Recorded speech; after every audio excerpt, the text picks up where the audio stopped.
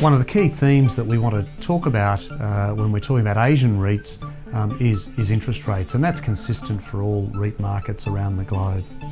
But the underlying difference with Asian REITs is this phenomenal growth opportunity that is presenting itself.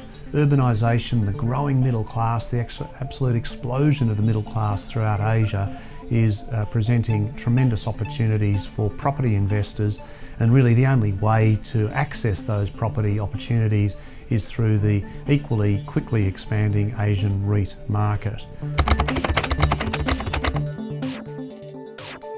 The typical returns that we've seen from the Asian REIT sector over the last 5 years have been strong.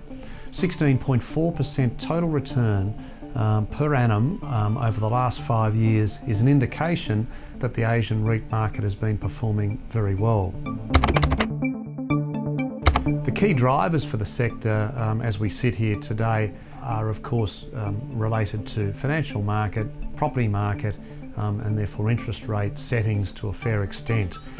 Interest rates are critical of course, and the fact that we expect rates to remain lower for longer, and the macro factors such as consumer spending affecting retail, and of course GDP growth as it affects therefore office and industrial property.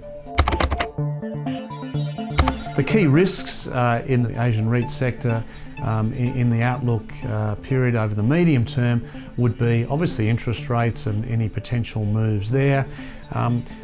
Obviously a rise in interest rates could negatively impact DPUs, distributions per unit, for Asian REITs. Happily though, if interest rates are rising, probably GDP growth is strengthening, and in a stronger GDP environment you're probably going to see stronger rental growth. So property, as it's typically always been, a natural hedge in the marketplace. Well, the outlook is one that is reasonably positive. The reason I say that is that APN firmly believes in the Asian growth story.